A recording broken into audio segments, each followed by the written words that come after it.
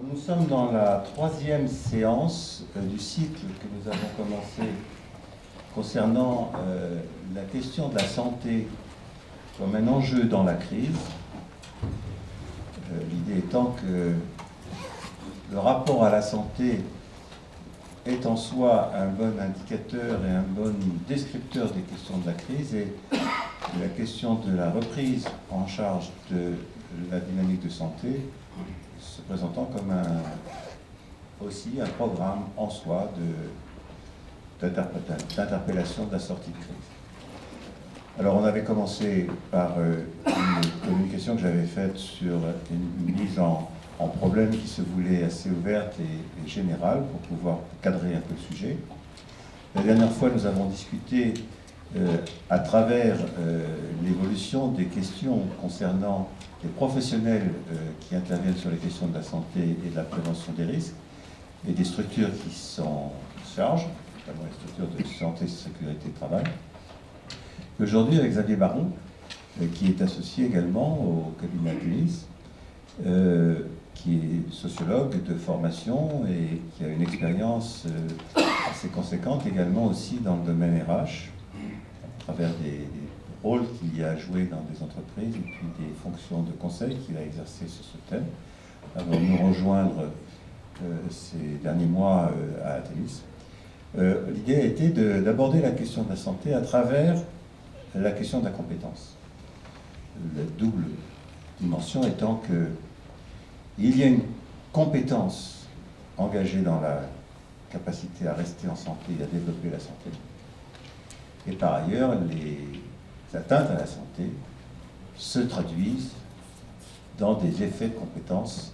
Et donc il y a quelque chose qui relève finalement d'une certaine résonance entre ces deux notions pour peu qu'on se donne le moyen de réinterroger le sens qu'on accorde et à santé, comme on a commencé à le faire, et à compétence, ce qu'il va faire. Merci François, bonjour à tous. Oui, donc nous avons choisi d'aborder d'une part la question de la compétence comme concept, comme outil, mais également de le rapprocher de la question de la santé, ce qui en soi n'était pas du tout immédiat. C'est pas si évident. Ça fait peut-être 30 ans que je m'intéresse à la question de la compétence, et la question de la relation entre la santé et la compétence, je ne l'avais pas encore véritablement rencontré. Donc c'est pas seulement le prétexte de ces conférences qui m'y a amené, mais c'est aussi une prise en compte assez large, à la fois de la question de la santé telle qu'elle est posée aujourd'hui dans les systèmes de gestion, dans les pratiques de GRH, dans les pratiques d'organisation, dans les pratiques de management, mais également la question de perspective vers d'autres modèles économiques. Et comme vous le savez, Athémis travaille sur l'émergence de nouveaux modèles, ou en tout cas contribue à l'émergence de nouveaux modèles de développement économique. Et parmi les actifs que nous évoquons autour de l'économie de la fonctionnalité, nous évoquons la confiance, nous évoquons la compétence, à côté également de la santé. Donc, de quoi parle-t-on quand on parle de compétences ? Est-ce qu'on parle de la même chose quand on parle de compétences quand on est du côté de la gestion, quand on est du côté de l'économie, ou quand on est du côté peut-être même de l'ergonomie ?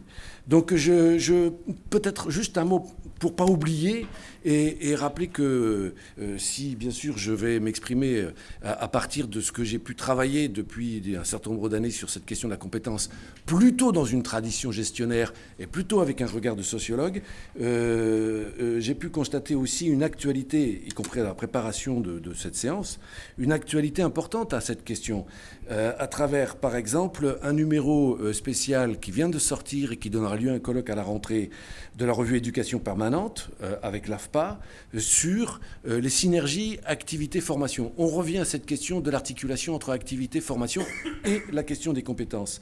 La revue Savoir, qui vient de sortir en décembre 2013, discute une fois de plus. La revue Savoir, qui est une revue spécialisée dans l'éducation, les sciences de l'éducation, discute une fois de plus la pertinence du concept de compétences avec toute une série d'auteurs.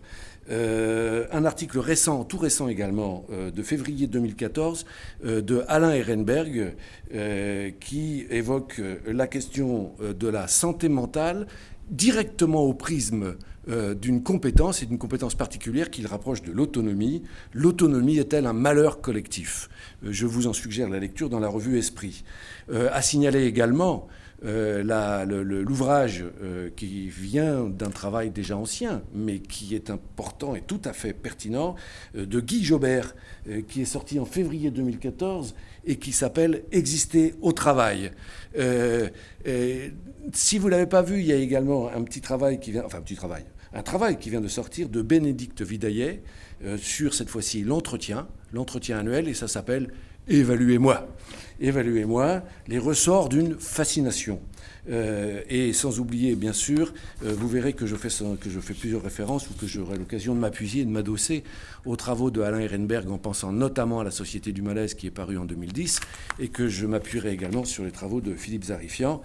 Évidemment incontournable pour un sociologue praticien et pour quelqu'un qui a travaillé dans l'entreprise sur ces questions, et notamment le travail et la compétence entre puissance et contrôle. Alors, voilà, je crois que c'était important de dire, bien sûr, je parle d'où nous parlons à Athémis, d'où je parle à partir d'une expérience, mais aussi à partir d'un certain nombre de référents et d'appuis. Alors, si je ne les recite pas toujours, je les ai en tête, vous les avez en tête. Mon propos visera, je vais aller tout de suite à la conclusion, de façon peut-être ensuite à revenir sur les différents points. Mon propos visera d'abord à faire un premier constat. En 30 ans de travail et d'usage de concepts et d'instruments articulés, mobilisant le concept de compétence, on a pu constater un usage opératoire important de ce machin, la compétence ou les compétences, il pourrait même y avoir d'ailleurs un débat sur le pluriel ou le singulier, en même temps que nous avons perçu, écrit, commenté le fait que ce concept, du point de vue théorique, du point de vue d'un opérateur d'intelligibilité qui nous renseignerait sur le vrai, sur ce qui existe, est resté très faible. On a d'un côté un concept qui a eu un gros succès du côté de la gestion, sur plusieurs champs de gestion, en RH bien sûr, mais qui est resté au fond un peu insaisissable du point de vue de l'analyse, du point de vue de la conceptualisation théorique. La compétence, on prétend la gérer parce que l'on prétend qu'elle existe. Si elle existe, il faut qu'on arrive à en donner une définition, il faut qu'on arrive à la décrire. Or, sur ce terrain-là, il faut bien constater qu'on est toujours dans une certaine difficulté, et les différents auteurs et ouvrages que j'ai rappelés ne manquent pas, au passage, de discuter cette espèce de premier décalage qui existe entre un usage opératoire fort, banalisé, peu questionné parfois dans les entreprises, et derrière, d'un point de vue théorique, des débats qui restent ouverts, tant la compétence échappe en tant que réalité, en fond. Au-delà de ce premier constat, je vais arriver effectivement à discuter de la question des usages du concept. En tant que tel, un concept n'est pas dangereux, mais les usages d'un concept peuvent s'avérer être potentiellement problématiques, voire franchement dangereux, y compris pour la santé. Et je vais m'adosser pour en parler, y compris un certain nombre de constats qu'ont pu faire Philippe Zarifian ou Alain Ehrenberg. Dans l'économie telle qu'elle est aujourd'hui, les usages du concept de compétence ne sont pas seulement problématiques du point de vue de pratique de gestion, ils présentent même un certain nombre de risques du point de vue de la santé. Alors, à l'issue de cette discussion, j'aurai sans doute une conclusion un peu plus nuancée pour revenir sur le fait qu'à condition d'éviter la confusion entre le débat sur le réel que souhaite cerner, appréhender le concept de compétence, si les usages du concept sont problématiques, il y a bien une réalité de compétence. Il y a bien une réalité qu'on ne va pas éviter, même si le mot, même si les usages du concept nous paraissent problématiques, difficiles, on ne va pas éviter de continuer de travailler sur ce champ et peut-être au profit d'un petit glissement sémantique pour parler peut-être de capacité, d'autres parlent de capacité. Nous avons besoin de cerner dans les entreprises, dans l'analyse, dans les interventions sur le travail, cette notion, ce concept, cette réalité de compétence, et il faudra bien que l'on arrive à le maîtriser au-delà des difficultés qu'il présente. Alors, premier point, je le disais, quand on a décidé de travailler sur ce sujet, j'ai d'abord été frappé de constater que la relation n'est pas tellement discutée entre compétences et santé, alors même que la question de la santé est posée. Elle est posée depuis que le droit du travail existe. Elle est posée depuis que le droit du travail existe, et d'ailleurs de manière problématique, puisque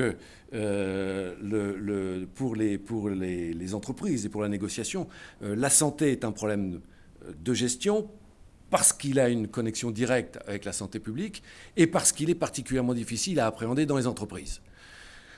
Pour illustrer cela, dans le dialogue social, et la question est toujours présente, sur les rémunérations, si les organisations syndicales réclament 3%, si la direction propose 1%, à l'issue de la discussion, on peut peut-être se mettre d'accord sur 1,8, 2,2. Autrement dit, on peut faire la moitié du chemin. Sur la santé, on a affaire à une valeur absolue. Sur la santé, on ne peut pas proposer, je dirais, la moitié d'un cancer. On ne peut pas se mettre d'accord sur la moitié d'une atteinte à la santé. Il y a autour de la santé à la fois des enjeux de santé publique, de l'autre une réalité qui fait que même si la santé est un bien inaliénable, même si la santé est un bien total, on ne peut pas la garantir intégralement. C'est comme ça que dès 1898, je crois, le droit du travail a tenu compte du fait que la santé était un champ particulier de la responsabilité des employeurs, qu'on a assurantialisé. Faute de quoi, en gros, le risque zéro n'existant pas, le problème, la santé, les atteintes à la santé et la mise en cause de la responsabilité devant les atteintes à la santé était une hypothèse d'empêchement de travailler, tout simplement. Autrement dit, on est sur un champ avec la santé dans l'ordre de la gestion des ressources humaines et dans l'ordre de la négociation, qui est un champ toujours un peu piégeux, un peu difficile, parce qu'on est sur la notion de risque acceptable. Et qu'est-ce que c'est qu'un risque acceptable ? C'est finalement tout simplement un risque accepté.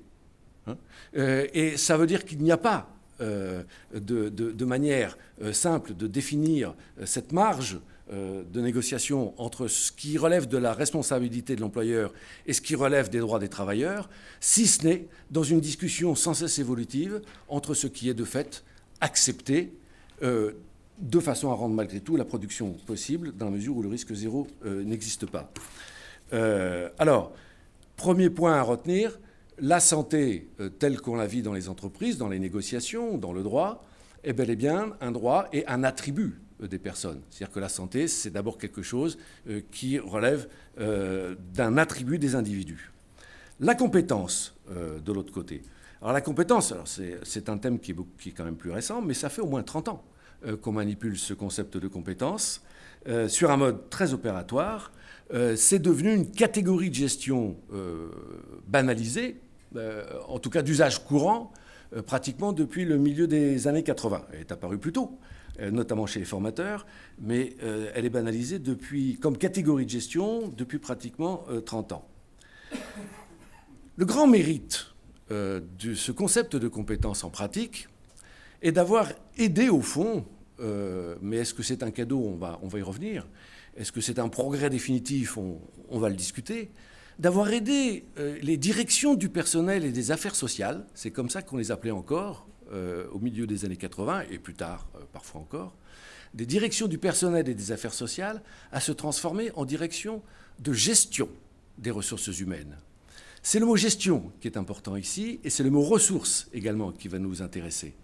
Parce que grâce, je dirais, à cette idée et à ce concept de compétence, notamment, pas seulement, mais notamment, on a pu construire une représentation des hommes au travail comme d'une ressource, ressource qu'on pouvait mettre en relation avec des besoins, les emplois.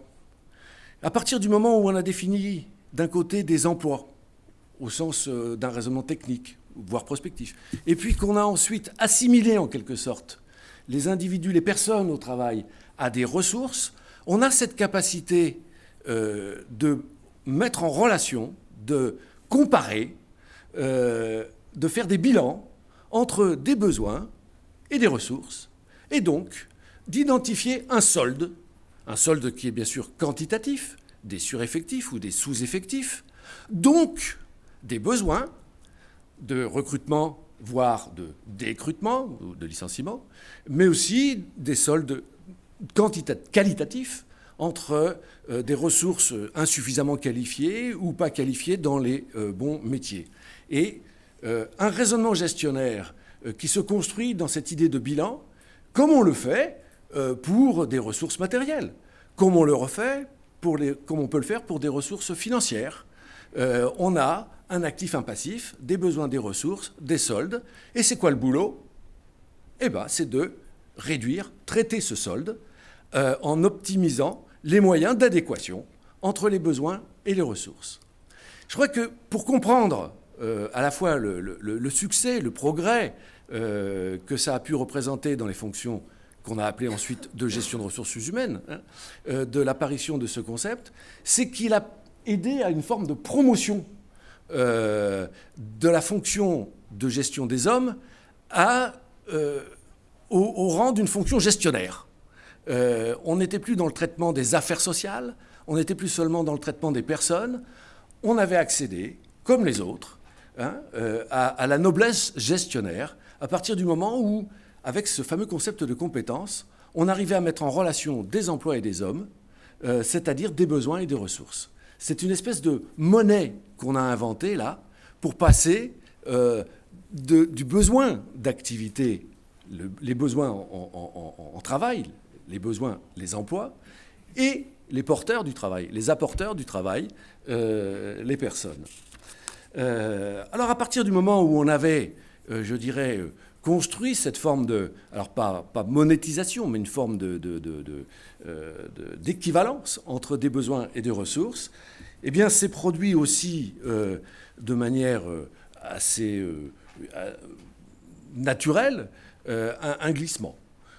C'est qu'à partir du moment où on peut discuter de la compétence comme d'un attribut des personnes pratiquement à l'instar d'un patrimoine, collectivement le patrimoine de l'entreprise, alors il est devenu marchandisable et on a fait de la ressource travail, on est passé de la ressource travail à la ressource humaine.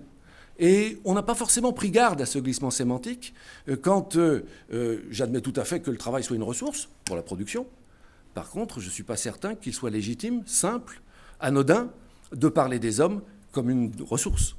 Et on voit bien que ce glissement s'est opéré de manière parfois assez clandestine, assez discrète. Parallèle avec la notion de santé, le concept de compétence est également développé, décrit comme un attribut des personnes. On a donc là, d'un côté, un attribut droit, c'est la santé, et de l'autre, un attribut patrimoine, ce sont les compétences que détiennent les personnes. Alors, quand on avance dans ce sujet, on essaie de confronter un peu ce regard de la compétence, je vais y revenir, du côté des gestionnaires et notamment du côté des gestionnaires RH, et d'autres regards. Il est tout à fait spectaculaire de constater que la santé, la notion de compétence, telle qu'elle est décrite par les outils de gestion, paraît bien être un problème du côté des analystes du travail et des ergonomes. François attirait mon attention en disant mais finalement, est-ce que quand en RH on parle de compétences, on peut parler d'autre chose que de l'activité? Et est-ce que la compétence, ça peut sérieusement exister en dehors de la situation dans laquelle l'activité est déployée? Autrement dit, est-ce que la compétence, c'est autre chose qu'une aporie, c'est une manière de traiter une contradiction insoluble et irréductible, dans la mesure où le savoir... alors je suis un petit peu perdu dans mes transparences, c'est pas grave. Je vais y revenir. Le savoir se construit dans l'activité, il ne précède pas l'activité. La compétence elle-même, et là-dessus, tous ceux qui travaillent sur la compétence depuis une trentaine d'années sont globalement d'accord. La compétence, c'est quelque chose qui se révèle dans l'exercice de l'activité, dans la résolution d'un problème, dans la prise en compte d'un aléa, dans une relation de travail. Ça veut dire que la compétence, finalement, d'un point de vue de réalité, c'est pas autre chose que l'activité. Et l'activité, c'est précisément ce qu'il faut, c'est ce que l'on fait quand on ne sait pas faire, c'est ce que l'on mobilise devant des difficultés, c'est pas de la procédure.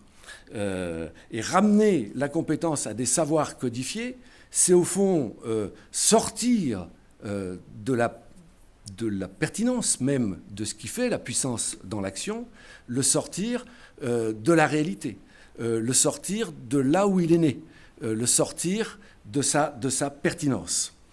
Le savoir se construit, qu'on parle de savoir, savoir-faire ou savoir-être, le savoir se construit dans l'activité, et quand les gestionnaires prétendent appréhender, au fond, ce qui est nécessaire à l'activité en sortant, en quelque sorte, de l'opérateur des savoirs, des savoir-faire et des savoir-être, en les catégorisant, en les décrivant de l'extérieur, en les moyennisant, on les décontextualise et on appréhende, au fond, quelque chose qui n'est plus de l'ordre de la compétence. Autrement dit, il y a une espèce de contradiction entre l'ambition d'écrire et de gérer les compétences dans la définition même. Si ce sont des savoirs, des savoir-faire et des savoir-être que l'on ne peut observer, qui ne sont pertinents que dans l'activité, dès lors qu'on les décrit, qu'on les écrit, dès lors qu'on les codifie, dès lors qu'on les attribue, dès lors qu'on les considère comme des prérequis, on est à côté de la cible. On perd, au fond, l'essentiel de ce qui fait la pertinence même, dans l'ordre de la compréhension, la pertinence même du concept de compétence. La compétence est très largement un actif, est très largement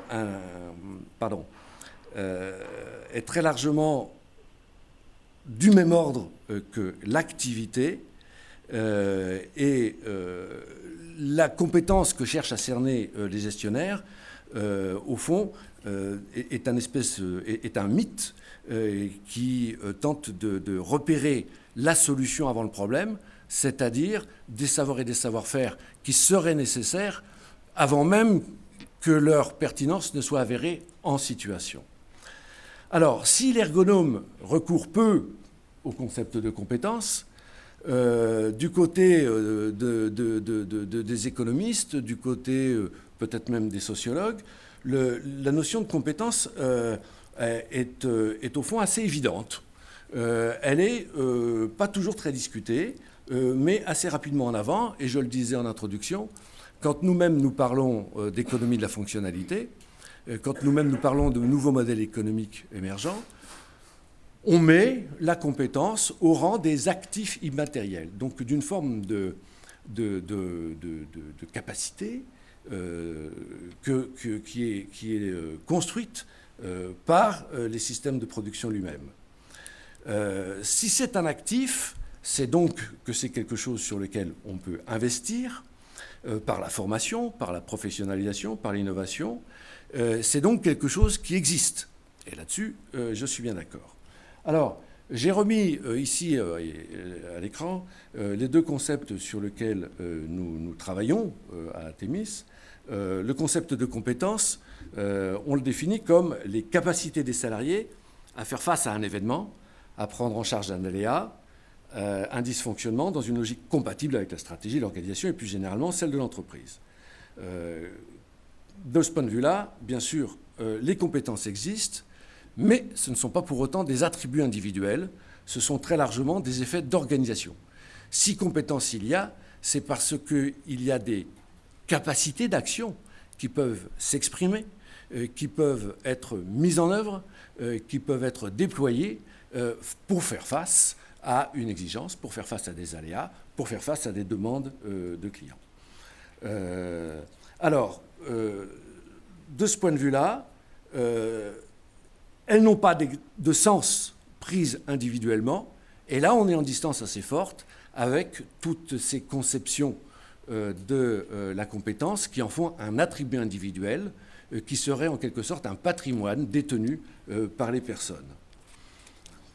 Pour autant, le salarié est appelé à apprendre de l'expérience pour développer ses aptitudes.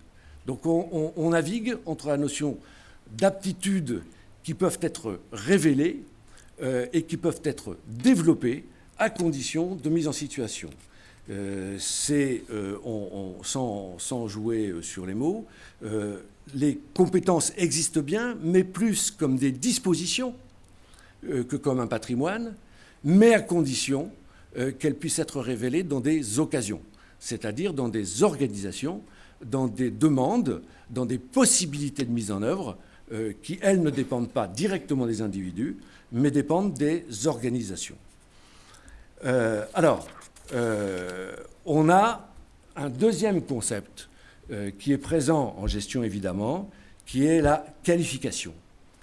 Si on peut admettre qu'il existe bien des compétences en soi, qu'elles soient révélées sous forme à l'occasion ou qu'elles existent d'une certaine manière comme potentielles dans l'ordre de disposition, les qualifications relèvent d'une autre logique.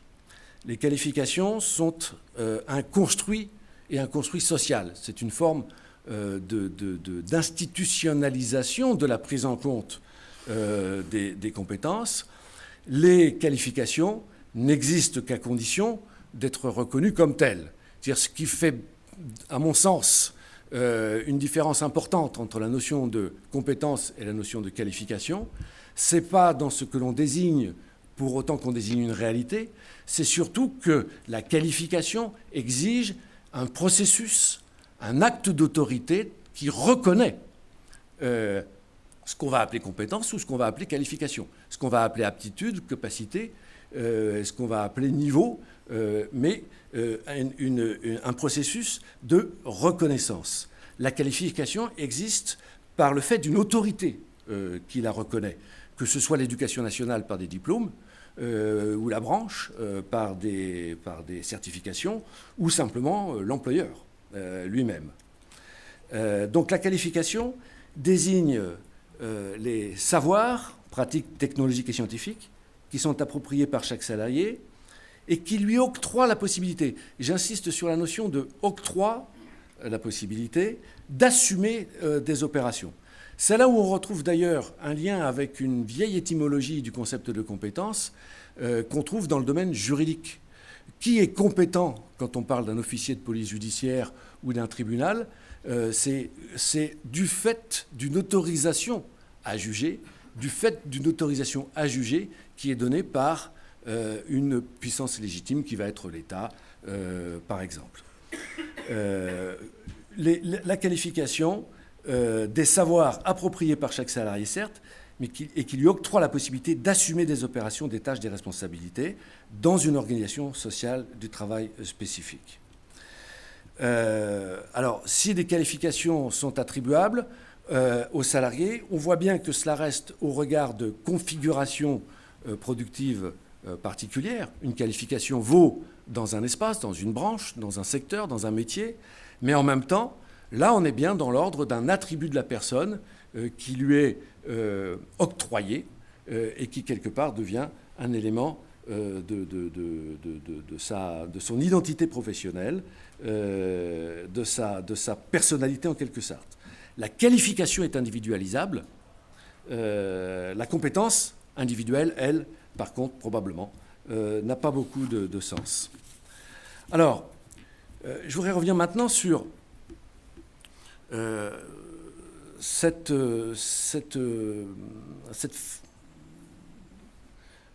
ce succès qu'a eu le concept de compétence dans les usages gestionnaires.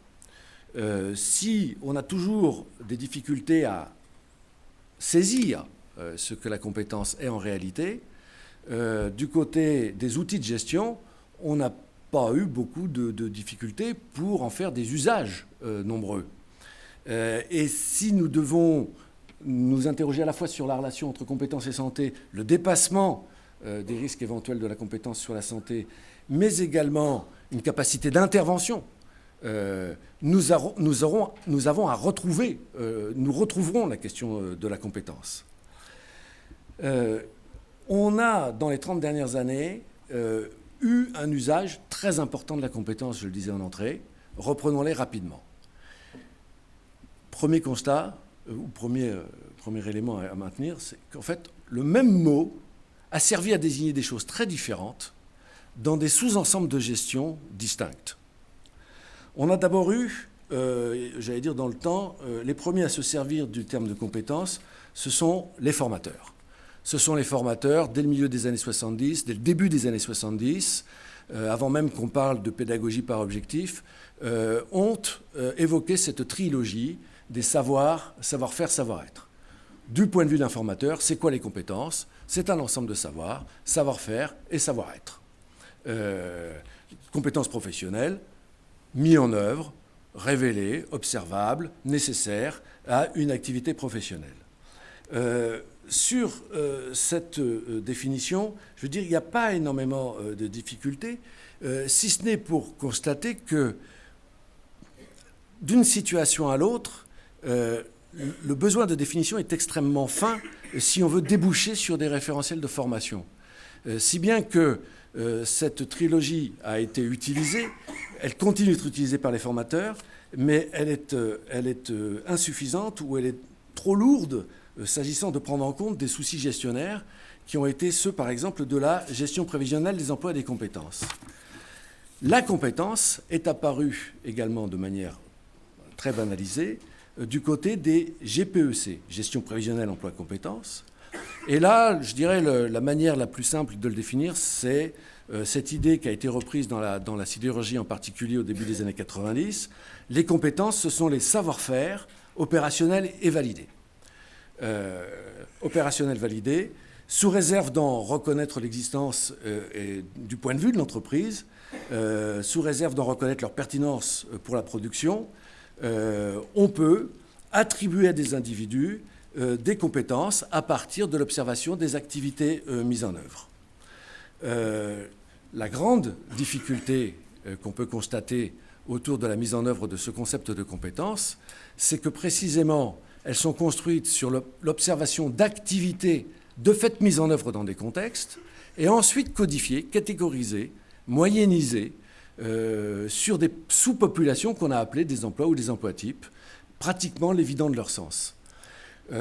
Vous avez tous en tête les critiques qui sont apparues sur la GPEC dès le milieu des années 90 autour des usines à gaz, sur des référentiels qui se sont avérés difficiles à construire et finalement assez peu descriptifs, peu manipulables, dont il fallait imaginer pratiquement une mise à jour quotidienne pour les rendre crédibles, pertinents au niveau des usages d'entreprise.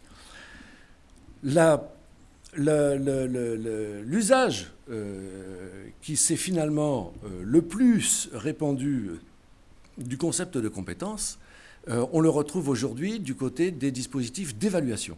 Donc on a un usage du côté des formateurs, on a un usage du côté de la GPEC, et on a maintenant, et on a depuis une quinzaine d'années, mais ça ne s'est pas démenti dans les 10 dernières années, un usage du côté des dispositifs d'évaluation. À l'évaluation des résultats, des objectifs, s'est ajouté l'évaluation des compétences, avec, y compris dans la dernière période, une introduction dans l'espace des compétences, des tentatives d'évaluation autour de la notion de valeur, autour de la notion de savoir-être, de comportement, qui ont eu pas mal de succès, jusqu'à ce que dans les dernières années, les tribunaux s'en mêlent pour constater un certain nombre de dérives. La compétence n'est plus essentiellement quelque chose qui est repéré pour les besoins d'information. La compétence n'est plus quelque chose qui est repéré pour les besoins d'une prévision des besoins à moyen terme. La compétence devient quelque chose d'opposable aux salariés dans le cadre d'une relation d'évaluation, dans le cadre d'un jugement, et dont on voit qu'il n'est plus question seulement de juger du travail, mais également de juger des personnes, avec un certain nombre d'effets qu'on va tout de suite retravailler, mais un certain nombre d'effets qui ont été mis en cause par un certain nombre de jugements. Vous avez peut-être vu dans la presse des entreprises aussi nobles et pourtant probablement dotées de juristes que Airbus, Sanofi, General Electric Medical System, Caisse d'épargne de Lyon, Wolters Kluwer France, ils ont des juristes pourtant, se sont vus interdire par des tribunaux d'instance ou d'appel la mise en œuvre de systèmes d'évaluation au motif que les critères qui étaient proposés dans le cadre de l'évaluation faisaient appel à une notion de compétence qui relevait d'une forme d'exigence de conformité à des comportements et non plus à des exigences qui seraient nées du travail ou qui seraient de l'ordre de capacités mobilisées dans l'espace du travail. Alors, la compétence en GPEC n'a pas donné, je dirais, les résultats attendus dans l'ordre de la compréhension, de la prévision. Les compétences utilisées du côté des formateurs continuent d'être des objets lourds, difficiles, mis en cause, avec une sémantique toujours remise en cause. Les compétences utilisées du côté de l'évaluation sont aujourd'hui clairement en cause, problématiques, sur le terrain même de la légitimité de l'usage du concept dans des opérations, je dirais, de jugement qui portent sur des espaces qui débordent le travail, qui débordent la légitimité de l'employeur. Alors pourquoi ce concept de compétence a-t-il eu autant de succès ? Bien, je crois qu'il faut se rappeler que en entreprise, on a un besoin qui est non seulement d'appréhender, mais aussi d'expliquer. On a un besoin qui est de prévoir, mais aussi de justifier. Et ce qui se passe fin des années 70, années 80, c'est précisément une difficulté de plus en plus grande à appréhender le travail, à appréhender les situations de travail à partir des catégories dont on dispose alors, c'est-à-dire essentiellement le poste et les tâches. Les tâches échappent de plus en plus à l'observation parce que nous avons un travail qui est de plus en plus tourné vers des activités intellectuelles, vers des activités relationnelles, vers des activités de communication, vers des activités d'interaction. Le poste lui-même échappe de plus en plus à l'observation parce que le poste lui-même doit composer avec des aléas, avec des incertitudes, avec des évolutions rapides, des technologies, des enjeux, des attentes clients. La montée en immatérialité de la production, la montée en importance de la dimension servicielle de l'activité, la rapidité des changements technologiques, le caractère de plus en plus incertain, en quelque sorte, des conditions de la performance du travail, ont fait que pratiquement, on s'est retrouvé dans les entreprises, y compris du côté de la gestion des ressources humaines, en difficulté pour appréhender de manière collective, de manière gestionnaire, de manière catégorisée, de faire rentrer dans des tableaux des postes qui n'en étaient plus, des organigrammes qui n'en étaient plus, des tâches qui étaient de moins en moins prescriptibles. In fine, la compétence, le succès de la compétence ne s'explique pas par, je dirais, sa qualité en tant que opérateur d'intelligibilité. Il s'explique parce qu'il a permis, au fond, de masquer une difficulté, de dépasser une incapacité à parler du travail, à saisir la réalité du travail quand elle s'échappe de partout. Quand elle s'échappe du côté de la qualification, quand elle s'échappe du côté de l'activité, quand elle s'échappe du côté de l'observation. Quand on a, je dirais, un opérateur qui manipule des pièces, on peut mesurer son activité, on peut l'observer, on peut la filmer, on peut mettre une métrique sur ses déplacements, sur des poids, sur des volumes, Quand on a affaire à un travailleur devant un écran, qui ne bouge pas beaucoup, parfois l'écran ne bouge pas, quand on a affaire à un travailleur qui travaille autant à la machine à café que quand il est à son poste, qui travaille autant chez lui que quand il est au bureau, qui travaille parfois plus quand il discute que quand il réfléchit ou que quand il est en réunion, la réalité du travail échappe à la fois à l'observation, à la catégorisation et, au fond, à l'ambition de gestion. La compétence n'a pas, résolu la question, mais elle a fourni un mot, elle a fourni un argument pour, au fond, masquer une difficulté et remettre quelques éléments d'instrumentation sur une réalité qui était devenue extrêmement difficile à appréhender gestionnairement. J'ai envie de vous citer ici une phrase de Philippe Zarifian que j'ai trouvée dans Travail et compétences. Le taylorisme, malgré son caractère formidablement prescriptif et contraignant, avait du moins le mérite de parler de la productivité du travail par la mesure des temps, des mouvements. Et pour aussi partielle qu'elle était, elle fournissait une référence aux actes de travail et à l'ergonomie. Tel n'est plus le cas. Le travail et sa productivité deviennent aujourd'hui évanescents dans les énoncés managériaux, dans les outils de gestion et dans les modalités de contrôle. Cette difficulté d'appréhender le travail, eh bien, je dirais, a été pour partie masquée, pour partie compensée, pour partie traitée avec ces usages du concept de compétence, aussi bien du côté de la formation que du côté de la gestion dite prévisionnelle des emplois et des compétences, que du côté de l'évaluation. À partir du moment où on ne voit plus le travail, eh bien on commence à parler d'objectifs. Mais à partir du moment où même les objectifs deviennent difficiles à identifier, et plus encore, à partir du moment où les résultats deviennent extrêmement difficiles à mesurer, on se décale et on cherche du côté de la compétence à maîtriser malgré tout ce qui va être, pour se parler de la productivité du travail. Faute de pouvoir le faire sur le métier, la tâche, faute de pouvoir même le faire sur l'atteinte des résultats et des objectifs, on va tenter de le faire du côté des compétences. Alors, j'ai envie de dire, pourquoi pas ? J'ai d'ailleurs moi-même, certainement, participé de quelque chose comme de ce mythe, en quelque sorte, cette idée que, puisqu'on n'arrivait plus à appréhender le travail visuellement, puisqu'on n'arrivait plus à mesurer le travail et même ses résultats de manière simple, alors il était pertinent de se tourner vers la compétence.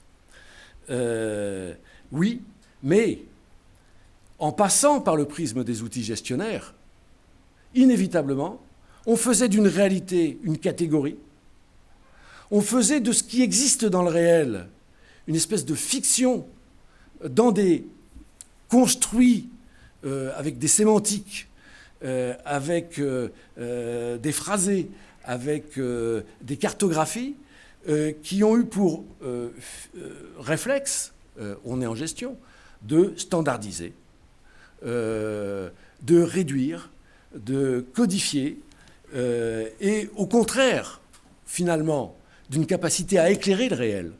L'usage du concept de compétence a certainement, alors peut-être de manière diversifiée, mais un usage bricolé du concept de compétence a contribué au contraire finalement à masquer le travail. C'est-à-dire qu'à force de parler de compétences, comme des espèces d'attributs attribués à des populations sous prétexte qu'elles faisaient en gros la même chose, on en est amené à se contenter d'une vision, d'une représentation, de cartographie, de maquette très éloignée du travail lui-même, pour se concentrer non plus sur le travail, mais sur l'emploi, et non plus sur le travailleur et la manière dont il vivait lui-même son expérience de travail, mais son employabilité, comme si les situations de travail ou les personnes étaient réductibles, au fond, à un catalogue de compétences et à un patrimoine de savoir, savoir-faire, savoir-être censé exprimer son employabilité. L'usage du concept de compétence, alors c'est particulièrement caricatural dans les usages qui en ont été faits dans l'ordre de l'appréciation, a finalement participé d'une forme de mise en invisibilité, et là je reprends un mot de Zarifian, une mise en invisibilité du travail, derrière l'emploi, derrière l'employabilité, et s'agissant de l'évaluation, derrière des talents dont les individus seraient porteurs ou dont au moins ils doivent faire preuve face aux exigences des employeurs. Alors, que le concept de compétence reste difficile d'un point de vue théorique, c'est pas bien grave. Que le concept de compétence soit réducteur, au fond, c'est pas non plus une critique. Je ne connais pas de concept gestionnaire qui ne soit réducteur. La difficulté et ce qui renvoie à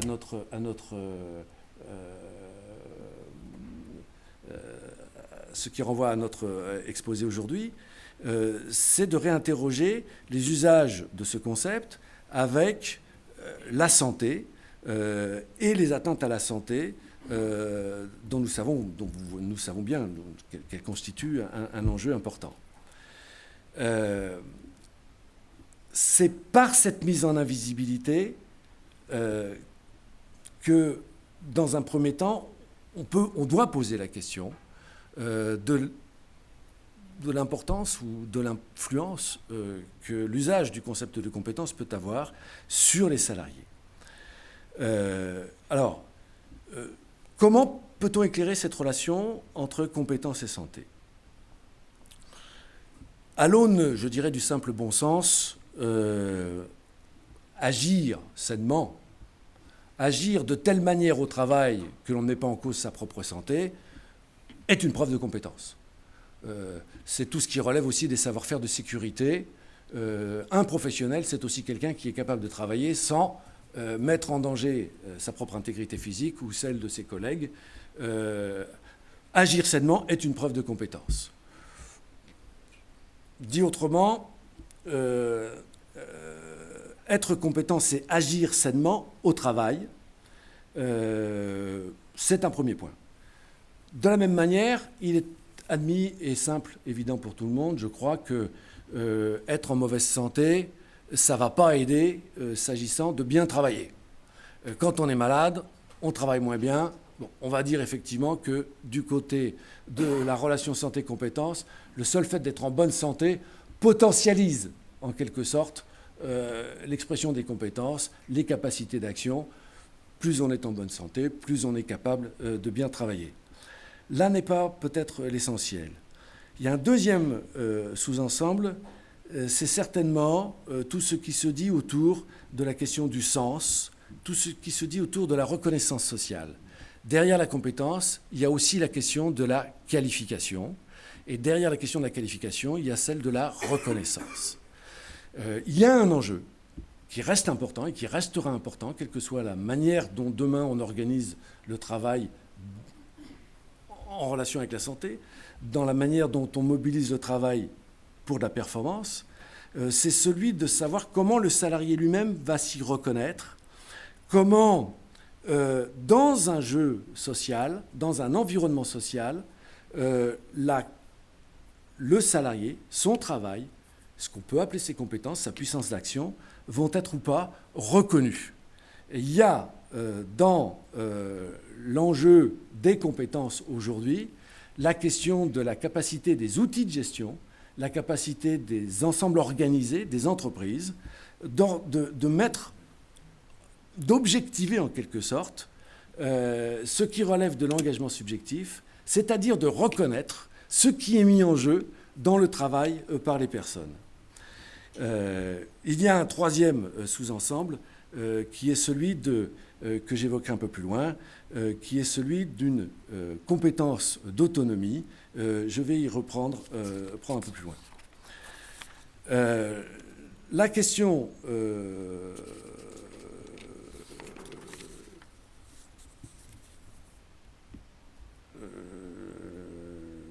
alors, pourquoi on reprend cette question de la santé au travail et de la compétence?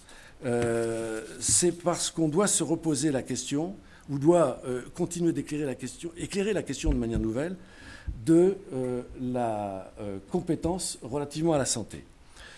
Là, je vais faire appel en particulier aux travaux de Alain Ehrenberg pour souligner une dimension qu'on n'a pas toujours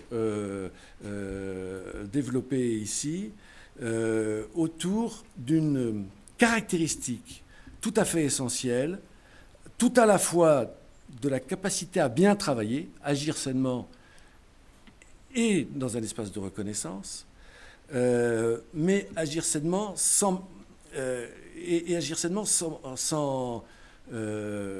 dans les circonstances, dans les enjeux de nos systèmes de production aujourd'hui.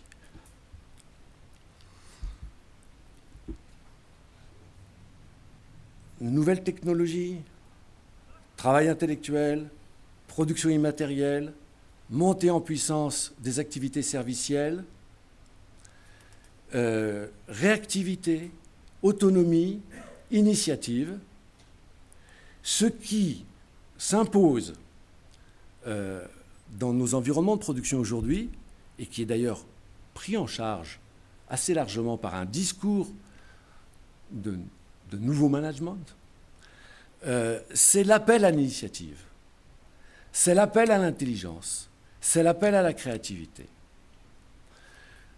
Si nous sommes d'accord que la performance au travail, la pertinence, la capacité d'interagir pour une production de valeur, pour un travail intellectuel, pour une production immatérielle, dans des contextes de production servicielle, avec des interactions, alors le travail est synonyme d'exercice d'une autonomie. Le travail fait appel à l'autonomie. Et là, la question est posée, quelle est la contrepartie? Quelles sont les conditions pour que l'autonomie qu'exigent nos systèmes de production, l'autonomie qu'exigent nos clients, l'autonomie même qu'exige le salarié pour bien faire son travail, quelles sont les conditions dans lesquelles cette autonomie peut s'exprimer et peut être bien vécue.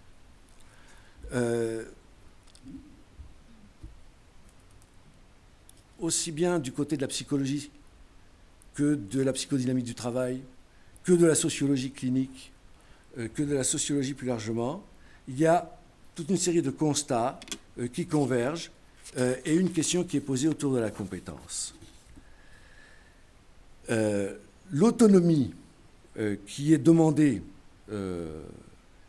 c'est aujourd'hui une manière d'agir qui est exigée. Il y a une lecture des atteintes à la santé mentale qui peut s'exprimer de la manière suivante. La dégradation de la santé psychique au travail n'est pas essentiellement peut-être bien sûr de l'ordre des individus, mais elle a une dimension directement sociale, en ce sens que la généralisation d'exigences d'autonomie conduit, quand elle n'est pas correctement mise en œuvre, sur une manière de subir cette exigence d'autonomie, une manière de constater ce qui est de l'ordre d'une pathologie de la perte. Confronté à des exigences d'autonomie, un travailleur qui ne peut pas, qui n'est pas en condition de l'exercer, va se retrouver dans des sentiments d'insuffisance, une dégradation d'estime de lui-même, construite par la peur de ne pas arriver, le sentiment de ne pas être à la hauteur. Et là, si je cite Alain Ehrenberg, dans la mesure où nous avons une montée en puissance, une exigence croissante de mise en œuvre d'une autonomie et d'une autonomie de conditions, c'est-à-dire qu'il n'est plus aujourd'hui proposé aux salariés des espaces d'autonomie, comme on a pu en parler dans les équipes semi-autonomes, il est exigé du salarié une autonomie de conditions. Dans la mesure où les organisations ne permettent pas de mettre en scène de manière valide cette autonomie, on a des conséquences en termes de souffrance caractérisées par le sentiment et des problématiques de perte dans le sentiment de ne pas être à la hauteur. Alors, j'en viens rapidement à ma conclusion. Si on a aujourd'hui encore cet ancrage, ce besoin de raisonner à travers les compétences, si on a aujourd'hui encore cette construction d'outils de la compétence et des compétences comme des attributs, malgré l'exigence d'autonomie, c'est qu'on est dans une contradiction aujourd'hui assez importante. D'un côté, nous allons vers des systèmes de production au profit de la performance, respectueux de la santé, qui parie sur l'autonomie, l'initiative, la capacité de mettre en œuvre des compétences individuelles, mais dans un cadre collectif. Mais pour autant, nous ne savons pas penser l'organisation du travail en dehors de la subordination, en dehors du rapport salarial. Et je dis que quelque part, l'usage que l'on a fait du concept de compétence se comprend comme une façon de tenter de sauver des morceaux d'une fiction qui est que le travail se fait toujours dans un contexte de subordination, alors même que le travail est de moins en moins prescriptible, alors même que les exigences de ce travail sont de plus en plus dans l'autonomie. Du côté, si on cherche du côté des solutions, du côté des pistes, il est clair qu'il y a un terrain sur lequel le concept de compétence a été travaillé, mais finalement très peu usité, c'est celui des classifications. Je l'ai très peu évoqué. On a entendu parler de logique de compétence. Il y a eu un certain nombre d'accords de branche, un certain nombre d'accords d'entreprise qui ont tenté d'adosser des systèmes de classification sur les compétences. Ça a été, en gros, ça a été plutôt intéressant comme expérimentation, mais encore assez peu développé. Je voudrais souligner ici que si on voit mal que les compétences continuent d'être très pertinentes dans l'optique de la GPEC et plus encore dans l'optique de l'évaluation, la notion de compétence, à condition de les adosser sur des analyses d'activité, redevient tout à fait intéressante comme outil de reconnaissance s'agissant de classifier pour retrouver des capacités de réguler de manière collective les pratiques de gestion individuelle. Alors, enfin, je crois qu'il faut précisément, j'allais dire, être un petit peu courageux et résister régulièrement à l'option gestionnaire qui veut toujours mesurer et quantifier et qui porte régulièrement ses fruits du côté d'une individualisation s'agissant des compétences, comme on le sait aussi, s'agissant des objectifs et des résultats. Voilà.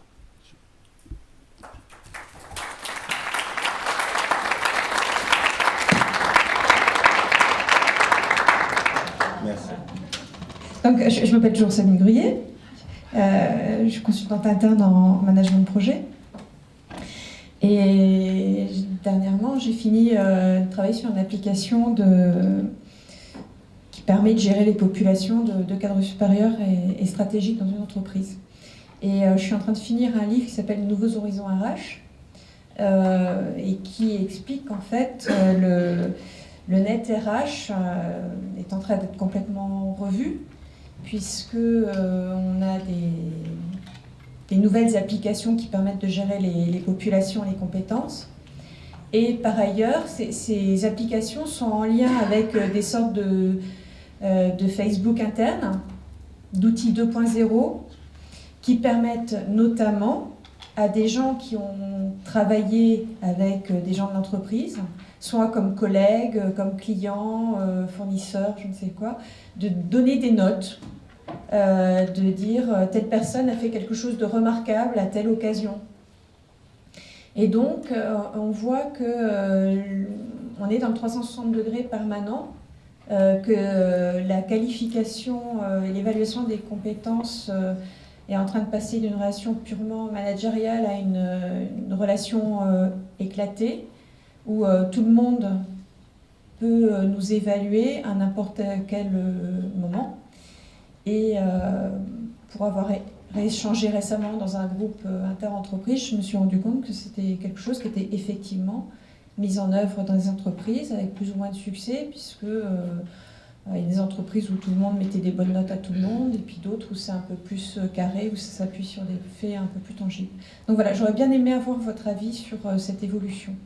Moi, dans l'histoire que tu refais de l'usage gestionnaire du terme de compétence, quand tu es sur la partie évaluation, il me semble que tu vas peut-être un peu vite en disant que c'est la réaction à la rupture que représente la montée de l'immatérialité de l'activité que de prendre ce concept de compétence pour faire disparaître le travail. Surtout sur la partie résultat du travail, il me semble que une des réactions, notamment gestionnaire, c'est celle que tu as un petit peu esquissée sur la question des objectifs et de l'évaluation des résultats, notamment l'évaluation plus financière qui apparaît ensuite, et qui, il me semble, une des justifications après de l'usage de la compétence un peu comme outil qu'on retrouve un peu dans la GPEC, c'est-à-dire outil où on formalise les compétences, savoir-faire, savoir-être et savoir, où on formalise la compétence et où on affine en gros les tableaux de qualification comme des moyens de s'assurer que finalement on prend les bonnes ressources pour obtenir les bons résultats. Ce qui est une démarche qui est dans la continuité de la démarche industrielle, qui conduit, on en parle assez chez Athemis, notamment à masquer la réalité du travail en s'intéressant d'un côté qu'aux résultats, et ce que tu as dit très bien, en prenant des compétences comme des a priori et non plus des choses qui se réalisent dans l'activité, on masque le travail une deuxième fois en quelque sorte. Une fois en masquant l'effort, et une fois en masquant la nature de ce qu'est la compétence, en le réduisant en quelque sorte à une appellation standardisée dont la qualification est une forme.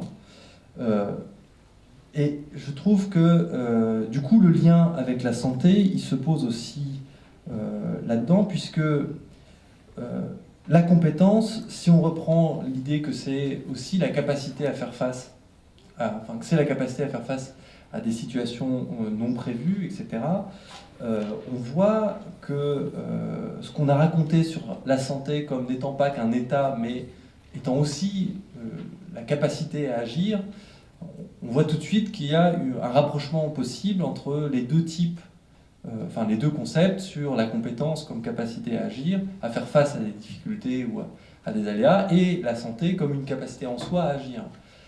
Et du coup, il y a le double effet, puisque quand on masque la réalité du travail à travers le résultat par les mécanismes gestionnaires industriels, on connaît relativement ici pour les avoir de temps en temps décrits, et en même temps du côté de la gestion des ressources humaines et donc de cette mise en place d'a priori de compétences, ou de compétences construites a priori, et de grilles de compétences construites a priori, au final, on voit que c'est faire doublement sortir la question de la santé et ne pas poser la question du mécanisme de renforcement et de la compétence par le travail et de la santé par le travail.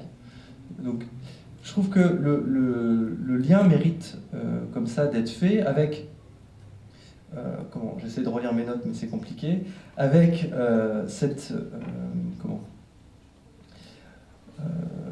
cette question qui est à mon avis extrêmement forte, c'est que ce mécanisme de gestion industrielle que tu as évoqué un petit peu à la fin, qui consiste à se baser que sur du mesurable, du quantifiable, du normalisable, fait au final l'impasse de la question du travail, et donc de la question de la santé, et donc de la question de la compétence au sens de ce qu'on peut faire dans l'activité, ce qu'on est capable de faire confronté à la difficulté, à l'aléa. Et je trouve que le lien avec la santé, il est surtout sur cet aspect-là. Voilà. Merci. Bonsoir, Dominique Deloche. Je suis coach, auteur. Je travaille sur les mécanismes de prévention avant que les risques psychosociaux n'arrivent, et des ouvrages comme Le coût du non-management et Management, gestes et postures. J'avais deux questions. Je voudrais que, si vous pouvez revenir sur ce que vous avez évoqué,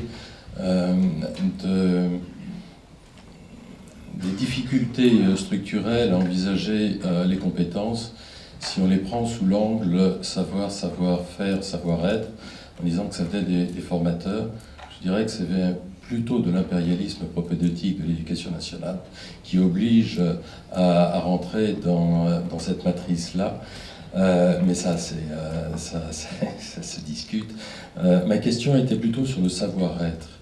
Et je m'étonne de vous entendre évoquer le terme de savoir-être, dont vous l'avez parfaitement dit, dans les systèmes d'évaluation, ils sont parfaitement stigmatisants et dans notre hexagone au moins attaqués par la justice. Mais depuis des années, les gens qui sont dans l'entreprise et qui travaillent là-dessus, ils savent très bien faire la différence entre savoir-être et savoir-faire relationnel. Et donc, les travaux à l'AFNOR sur le sujet, utilisés par nombre d'entreprises sur des savoir-faire relationnels, permettent déjà de prendre en compte cet aspect-là. Et c'est vrai que si on aborde les compétences comportementales, comme vous l'évoquiez, sous l'angle du savoir-être, alors il y a de fortes chances pour stigmatiser la personne. Ma deuxième question était plutôt sur votre conclusion qui me laisse un peu perplexe, puisque si je suis bien votre raisonnement, si on est dans une impossibilité à décrire le travail, ou à l'observer, ou à le mesurer, alors il est, et ça rejoint des choses que j'observe tous les jours, alors on ne sait pas dire l'organisation, alors on a un décalage entre le travail prescrit, et surtout s'il n'est pas prescriptible, et le travail réel. Si en plus on le cumule avec du non-management, on est dans des situations où là, effectivement, on va conduire à une représentation qui pour moi n'est pas exacte, du fait que le travail est anxiogène, le management est anxiogène, l'organisation est anxiogène, voire le capitalisme est anxiogène, ce que je ne crois pas du tout. Mais il y a une ambiguïté, surtout avec votre conclusion. Merci. Pour reprendre ta question, je crois qu'effectivement, on a trouvé une pertinence à raisonner sur les compétences, notamment à partir du moment où on a constaté la difficulté de prescription sur des tâches, et un petit peu comme dans tout le mouvement de la qualité, on a explicité le fait que la qualité étant une dimension souvent objective, l'obtention de la qualité pouvait s'obtenir à condition de mettre sous contrainte les conditions de la qualité. On a un petit peu tenu le même raisonnement avec les compétences relativement au travail.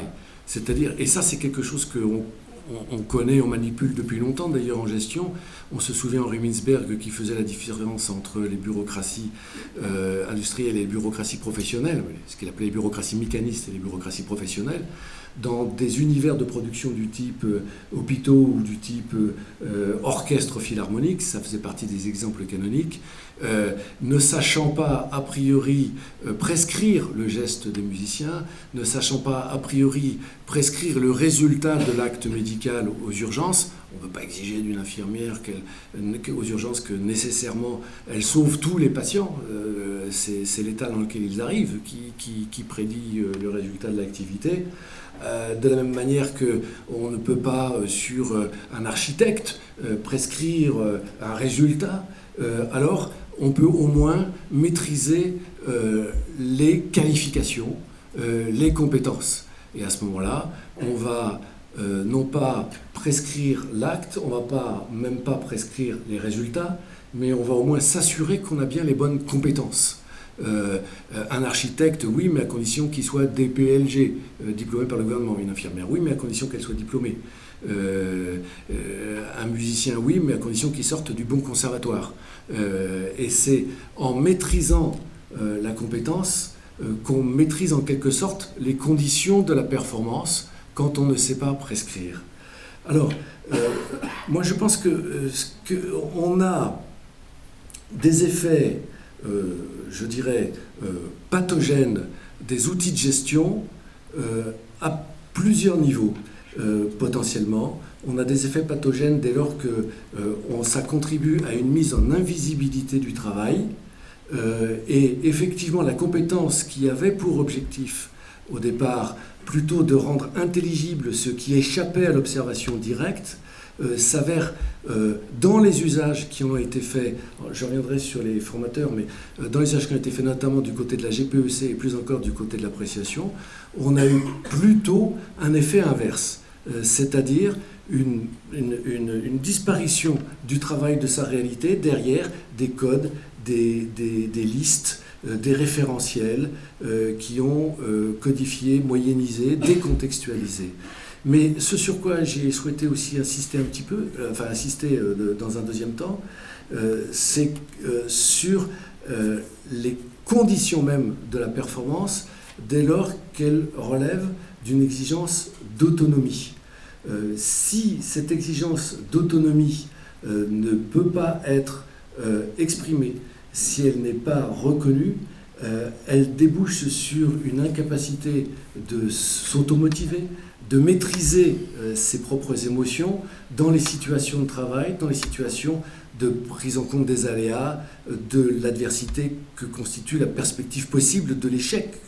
Tout travail, dans la mesure où ce n'est pas simplement de la mise en œuvre d'opérations déjà codifiées, c'est de l'intelligence qui se confronte à un réel, et c'est donc la possibilité, la peur éventuelle de ne pas y arriver, de ne pas être en capacité de surmonter l'aléa, la difficulté, de ne pas résoudre le problème. Et c'est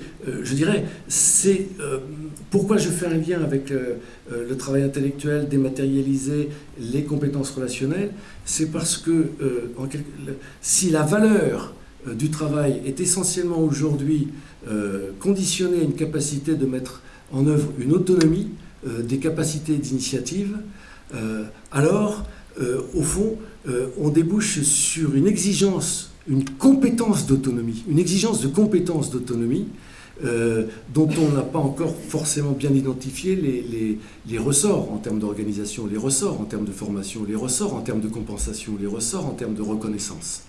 Donc autant il y a eu une époque, je dirais, où on pouvait être frustré de ne pas être reconnu, autant aujourd'hui c'est surtout la crainte de ne pas y arriver qui domine. Et s'il n'y a pas, je dirais, des conditions de prise en charge, des conditions d'accompagnement, des conditions d'organisation de cette crainte, de cette peur, alors on a effectivement quelque chose comme une vulnérabilité qui est directement associée à cette exigence d'exercice de l'autonomie. Alors, la première question, vous évoquez des usages des réseaux sociaux, voire une forme d'instrumentalisation, enfin, ou d'usage par les entreprises de ces outils de réseaux sociaux pour déboucher sur des formes d'évaluation, sur des formes de valorisation mutuelle. Alors, vous avez évoqué le 360 degrés. Il est tout à fait vrai que les 360 degrés qui ont été à un moment donné vendus comme des manières beaucoup plus démocratiques, beaucoup plus objectives de rendre compte d'évaluation, ont très très vite été concurrencés, souvent mis en cause par des réactions. C'est-à-dire que ce qui est intéressant dans ces nouveaux outils, type 360 degrés, ou même ce que vous évoquez du côté des réseaux sociaux, c'est que derrière des hypothèses, il y a très vite des stratégies. Dans le 360 degrés, on a vu qu'effectivement, la méthode était très vite débordée, reprise par les salariés pour l'instrumentaliser ou pour le neutraliser à leur profit. Alors, à leur profit, ou au moins pour le rendre inopérant. Alors, je suis pas sûr de savoir exactement à quelle mécanique ou à quel instrument exact vous faites allusion, mais il y a également un autre aspect qui me frappe, c'est que l'apparition même de l'entretien annuel est un symptôme, d'une certaine manière, de la perte en légitimité de la ligne hiérarchique. Ce que vous évoquez, c'est quelque chose comme un jugement qui n'est plus porté par une autorité hiérarchique, mais par des pairs, par une espèce d'aura, de halo de notoriété. Là, je suis très frappé de constater que on est dans des univers d'entreprise où le jugement du patron devient moins structurant, moins pertinent, moins légitime que le jugement des pairs. Alors, l'intuition que j'aurais autour de ça, c'est que ça donne certainement l'illusion de la mise en œuvre d'une forme de reconnaissance. Par contre, je serais curieux de savoir comment c'est traduit dans des actes de gestion, et en particulier, par exemple, dans des augmentations ou dans des attributions de primes. Dans ce qui me rassure au fond, quand je constate un certain nombre de dérives, notamment du côté de l'entretien annuel, c'est que, heureusement, bien souvent, ces simulacres que mettent en cause, enfin ces dispositifs que mettent en cause les tribunaux ne sont en réalité, en pratique, que des simulacres. C'est-à-dire que ce sont en fait des mises en scène d'un processus d'évaluation que, heureusement, et les hiérarchies concernées, quand ils sont encore dans le coup, et les salariés concernés gèrent, j'allais dire finalement, comme tels, c'est-à-dire comme des rituels, à condition bien sûr qu'il n'ait pas de vraies conséquences. Ça n'est que quand ils ont des vraies conséquences, j'allais dire, qu'on a potentiellement des effets sur la santé, mais qu'on a aussi parfois des mises en cause devant les tribunaux. Pour le reste, ma foi, on a des systèmes d'appréciation qui n'apprécient pas, des systèmes d'évaluation qui n'évaluent pas, des critères qui n'en sont pas, des rituels qui ne débouchent ni sur la formation, ni sur des augmentations, ni sur des mobilités. Donc finalement, tout ça n'est pas très grave. Tout ça n'est pas très grave.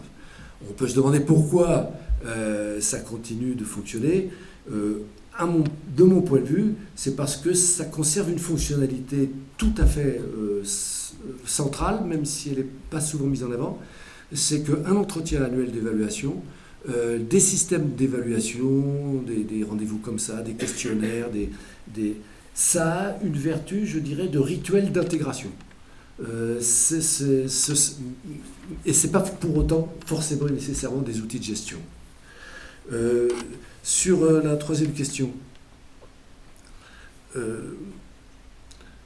s'il y a impossibilité à observer, s'il y a impossibilité à décrire, s'il y a impossibilité à mesurer, alors est-ce qu'il y a impossibilité à organiser et est-ce que et le travail et le capitalisme et la production est nécessairement anxiogène? Non, je ne crois pas. Je ne crois pas. Par contre, ça veut dire que ceux qui sont en capacité d'organiser, ceux qui sont en capacité de penser les conditions de la performance, ceux qui sont en capacité de dire les environnements pertinents pour la performance, ceux qui sont en capacité de dire même ce qu'est la qualité, la valeur de ce qui est produit, ne sont plus les mêmes. Ça milite probablement pour un déplacement de la capacité d'organisation, je dirais peut-être de l'employeur, vers ceux qui sont du côté de la production. Vous suivez Isaac Getz sur son propos arrêtez d'embêter les ouvriers en cherchant à les manager et laissez-les travailler tranquillement. Alors, globalement oui, sans m'associer ou sans me reconnaître dans, je dirais, le parti pris très libéral de Isaac. Certainement, un management beaucoup plus proche du terrain, qui s'incarne beaucoup plus dans une capacité à organiser du débat sur la manière de bien faire son boulot et d'en tirer des conséquences à la fois sur la répartition du travail et sur les équipements et la manière d'évaluer et d'apprécier ce travail. Je m'intéresse beaucoup à la question des espaces, des bureaux, de l'open space, du travail à distance, du coworking, etc. Il est absolument frappant de constater combien, au quotidien, la configuration d'un bureau, la proximité de tel ou tel autre collègue, la distance à franchir, l'usage des outils sont très structurants au quotidien. C'est usant ou c'est facilitant. Ça aide ou au contraire ça handicape. Ça vaut pour les outils numériques comme pour les bureaux. On a une personne dans un bureau, elle se comporte d'une certaine manière. Vous mettez une deuxième personne dans le même bureau, vous n'avez pas besoin de discours managérial, vous n'avez pas besoin de modifier le système de rémunération, et les comportements des deux se modifient. Le seul fait d'être à deux dans un bureau plutôt qu'un seul dans un bureau, vous avez des comportements, des coopérations, des dialogues, des échanges de savoir, des manières de coopérer qui s'installent de manière, je dirais, immédiate, sans que pour autant vous ayez besoin d'une puissance intellectuelle a priori de décision, d'organisation et de processus. Bon. Autrement dit, il y a une relation extrêmement importante entre l'environnement du travail et le travail, mais ce n'est pas pour autant qu'il y ait une relation simple. Et ce n'est pas pour autant que c'est une bonne idée de mettre les gens à plusieurs dans un bureau, ou que c'est une mauvaise idée que de les mettre dans un open space. Voilà. Donc je suis aujourd'hui dans une posture autour des espaces de travail qui est est-ce que l'open space est bon ou mauvais? Je n'en sais fichtre rien. A priori, il n'y a pas de qualité d'un espace par rapport à un autre. Tout va dépendre de la manière dont il est approprié, tordu, territorialisé, investi, utilisé par des personnes réelles face à des enjeux réels, d'activités réelles. Du coup, c'est quoi la recommandation?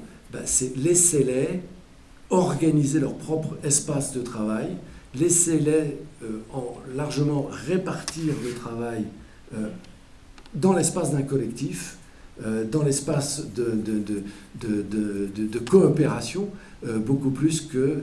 C'est un parti pris en faveur, effectivement, quand même, d'une limitation de la prescription et d'une modestie dans les préconisations a priori sur ce qui doit fonctionner ou pas fonctionner.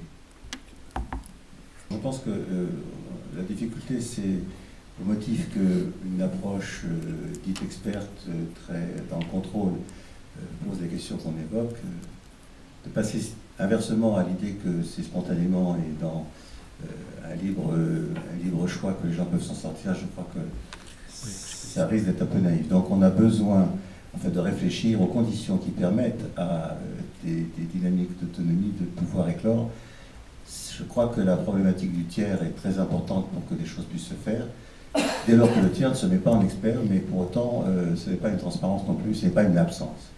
Donc on a bien là quelque chose qui relève d'un processus de type politique, à penser comme tel, qui relève de certains savoirs qui ne sont pas dans l'ordre de la maîtrise, mais dans l'ordre de ce qu'ils rendent possible, de la potentialisation. Et je pense que c'est une dimension tout à fait centrale dans la réflexion sur le management, précisément. Je crois que ce qu'on voit ici, c'est qu'un des problèmes que rencontre la compétence, c'est celui de la référence.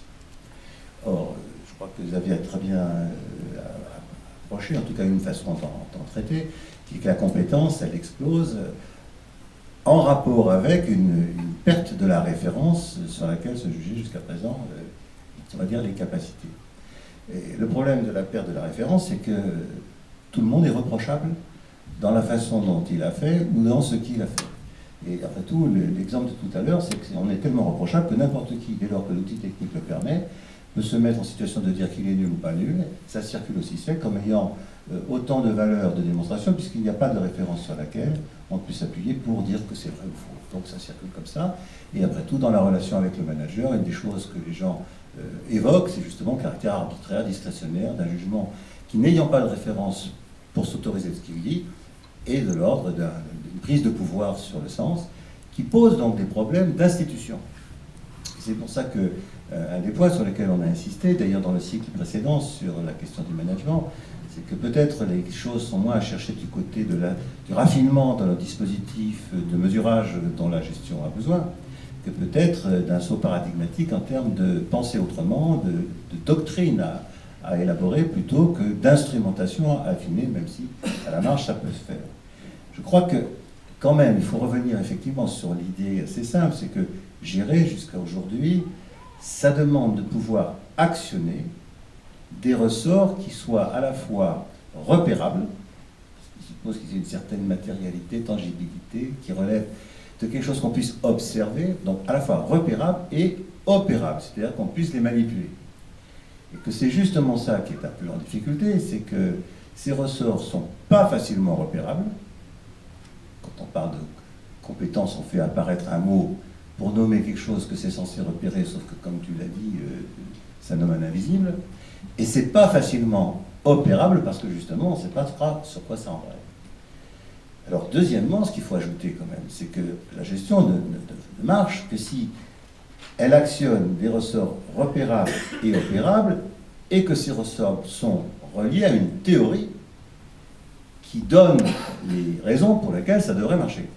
Et je pense que là aussi, il y a un problème de pensée, on va le dire comme ça, ou de crise théorique. Peut-être que je vais trop loin, mais enfin c'est un peu l'idée générale, on va dire, de crise théorique en gestion. Je crois que les gestionnaires d'ailleurs sont parfaitement, dans beaucoup de cas, d'accord sur cette idée-là que c'est un enjeu du domaine, crise théorique sur la question de savoir comment le travail, on appellera comme on voudra, compétences, ressources, tout ce qu'on a, comment le travail tient sa place dans la création de valeur.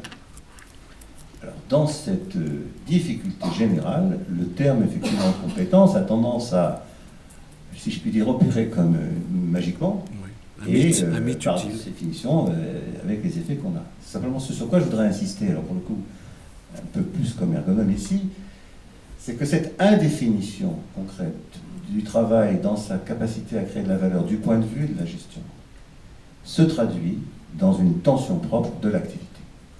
Et que c'est ça qui est un vecteur, à ce moment-là, de santé, exactement dans son contraire ici, et c'est là que se joue la relation. Et là, on retrouve quelque chose qui, pour nous, est au départ d'un certain nombre de discussions qu'on a engagées ici, qui est un peu contre-intuitif, mais sur laquelle on insiste. Le travail et les activités ne sont pas en crise à cause de la financiarisation, ce serait presque l'inverse, c'est que celle-ci vient prendre une place laissée vide par les sciences du travail. Et que c'est dans ce déficit d'analyse, de description et d'explication de la façon dont le travail crée de la valeur que quelqu'un vient prendre la place pour manipuler, opérer et repérer comme il peut dans sa sémantique, et la finance alors a une puissance incontestable, ce qui a comme conséquence à la sortie, d'avoir quelques effets sur le travail. Alors, mais dans l'ordre des entrées en scène, c'est pas forcément la crise qui est là, ou la finance, c'est peut-être nos disciplines. Et c'est pour conclure ce que je voudrais dire, c'est que peut-être il ne s'agit pas de laisser les gens se débrouiller comme ils veulent, mais plutôt d'inviter les disciplines du management à se centrer plus près du côté des disciplines de l'activité, pour pouvoir justement se ressaisir d'une capacité de compréhension qui, évidemment, ne passera peut-être pas par les mêmes modalités du dénombrement et du mesurage, mais devrait développer des capacités de penser le dispositif, et ce qui est un enjeu d'efficacité de la fonction managériale, me semble-t-il, et l'enjeu de santé dans le lien à celle-ci. C'est ça que je crois qu'on voudrait essayer un peu de tenir de manière serrée. Je trouve que votre remarque ici est très utile de ce point de vue-là, en centrant un élément de l'enjeu. Voilà, je ne voudrais pas insister plus que ça, parce que sinon je vais faire un monologue, ce à quoi je suis parfois porté par une maladie assez chronique qui s'appelle l'incontinence verbale. Voilà, qui veut reprendre ? Je voudrais faire une critique un peu plus politique du concept de compétence, parce que malgré tout, il me semble, il y a un certain nombre d'écrits là-dessus, qu'à travers le concept de compétence, ça a quand même été un instrument assez opératoire du contrôle de la manière dont les salariés s'engagent dans le travail, c'est-à-dire de la complétude du contrat de travail, de la problématique de la manière dont on apprécie comment les salariés donnent d'eux-mêmes dans le travail, question de motivation, d'implication, de loyauté, etc. Et donc, quand on discute de la question de la compétence, il y a deux niveaux de discussion. Il y a l'aspect que tu as introduit sur le concept lui-même. Il y a quand même toute une approche gestionnaire extrêmement puissante, y compris dans l'évaluation 360 degrés, qui vise à individualiser et à responsabiliser et à faire porter les obligations de résultat et de croyance sur les salariés pour les mobiliser dans le travail. Mais pour moi, alors, je serais hésitant à dire qu'il y a eu que ça a été fait volontairement, je ne sais pas pourquoi, par une force politique obscure, mais enfin quand même, ça produit ça. Ça produit ça dans un contexte de chômage massif qui, in fine, quand même, conduit d'un point de vue politique au fait que, à travers, parce que ça l'a rendu complètement opératoire, le concept de compétence, c'est que ça responsabilise l'individu pour se débrouiller tout seul dans son employabilité, etc., etc. Donc c'est pas rien d'un point de vue politique. Et pour compléter, je vais appuyer, le terme que tu emploies d'autonomie, il est ambigu, parce que, tu l'as dit toi-même d'ailleurs, il y a une autonomie au sens où on donne la capacité aux individus à rediscuter de leur travail pour faire quelque chose. Bon, c'est un concept un peu positif, c'est une vision positive de l'autonomie, je ne vais pas plus loin. Mais l'autonomie, c'est pas toujours ça. Des fois, c'est la responsabilisation. C'est-à-dire, c'est débrouille-toi. C'est une autonomie qui fait porter, mais ça change complètement la donne. C'est quand même une autonomie qui fait porter la responsabilité à l'individu de se dépatouiller en vérifiant les résultats, grosso modo, de son travail. Et là, le concept de compétence a été extrêmement aussi mobilisé parce que ça a été une façon, d'une certaine manière, de rendre compte, de mettre des mots, de rendre compte de personnes qui n'arrivaient pas à faire face à des situations de travail. Et donc, il ne s'agissait pas là, à travers la compétence, d'aller écouter les difficultés de travail pour comprendre pourquoi les individus n'y arrivaient pas, etc. Donc, c'était tout de suite faire porter la responsabilité. Et de ce point de vue-là, le déplacement savoir-être, savoir relationnel, bon, c'est quand même, d'un point de vue théorique, c'est extrêmement problématique, de qu'est-ce qu'on met derrière, comment on l'évalue, etc. Mais d'un point de vue politique, c'est extrêmement puissant. Parce que d'un seul coup, on vient qualifier des individus sur une façon dont ils auraient à prendre en charge, dont ils auraient à se comporter, etc., face à des situations de travail. Et puis, donc il y a cet aspect-là, puis un deuxième aspect dans l'approche gestionnaire, qui est parallèle avec le concept de compétence, c'est l'individualisation. C'est-à-dire, c'est pas simplement un transfert sur une responsabilité de salariés, etc., mais dans une approche individuelle. C'est-à-dire, on arrive à apprécier ce que chacun doit faire dans son travail, etc. Donc, c'est vraiment articulé à une individualisation de ça. Et d'une certaine manière, ça fait un glissement entre, là je reprends, j'avais lu ça, je sais pas bien, de Geser, donc il ne disait pas tout à fait ça, mais moi c'est ce que j'en avais compris, c'est quand même quelque chose qui a fait un glissement où il ne s'agit plus d'aller évaluer le travail, même pas d'aller évaluer les individus au travail, mais d'aller évaluer les individus sans rapport au travail du tout. C'est-à-dire dans une capacité à être dans une forme, voilà, de manière de se comporter, de trucs, et qui est quand même très embêtante d'un point de vue politique, parce que ça vient fixer la norme sur ce que doit être un individu, ce que l'on attend de lui pour qu'il puisse être en situation de travail. Moi j'ai une critique, c'est pas l'objet de ton propos, mais je pense que cette critique politique, elle n'a pas rien à voir dans ton dernière partie de ton propos, qui était de dire que ça a des effets sur la santé mentale. Parce qu'effectivement, porter la charge seul, de ne pas arriver, enfin tu l'as très bien expliqué, etc., c'est pas du tout anodin aujourd'hui dans les situations de pathologie pathogène. Voilà, c'est ça que je voulais revenir là-dessus. Merci. Est-ce qu'il y a d'autres, avant que tu reprennes la parole peut-être pour conclure tout à l'heure? Merci. Bon, je vais tâcher d'être plus rapide que d'habitude. Je suis atteint de la même maladie que François. Alors, je voudrais dire qu'en octobre ou novembre, je ne sais pas, on n'a pas encore déterminé la date, mais à Paris 1, il y aura une matinée en après-midi consacrée au concept d'activité et qui portera en partie sur tout ce que tu as dit. Alors moi, d'abord merci, parce que j'ai trouvé cet exposé passionnant. Ça fait longtemps que je n'ai pas entendu les exposés, en général, sont très bons, hein, mais là, franchement, ce soir, j'étais très, très heureux. Hein, sauf peut-être la dernière partie avec la référence à Alain. Ça, je n'ai pas senti le lien, mais tout le reste, passionnant. Hein, pour moi, hein, je crois que les questions qui ont été posées aujourd'hui sont, pour moi, encore une fois, stratégiques hein, dans la pensée du travail. Alors, deux réserves, évidemment. La première, c'est que j'ai eu le sentiment que tu donnes beaucoup à l'ergonomie. C'est-à-dire que tu poses l'ergonomie comme une référence qui permet à ta capacité de penser, à ton savoir, etc., d'être en quelque sorte légitimé. Je crois que ce qui serait bien à Athémis, ça serait que justement du sang neuf vienne chahuter hein, ce qui existe déjà. Alors évidemment, tu as fait référence à François. François, sa capacité d'ouverture, etc., fait que c'est une ergonomie particulière. Mais l'ergonomie a besoin aujourd'hui, devant les problèmes qui se posent à nous dans le travail, de s'interroger sur ses propres concepts. Je crois que ça aurait été bien, à partir justement de cette expérience riche, hein, que l'on voit parfaitement à travers ton exposé, à travers cette expérience riche, d'aller chahuter un peu les camarades hein, enfin, en gros, l'ergonomie a des méthodes et des concepts qui sont des axiomes, ça ne doit pas être des dogmes. Hein. Donc il n'y a pas besoin d'aller passer tout ce que l'on sait par là. Au contraire, aller chahuter. Alors pourquoi je dis ça?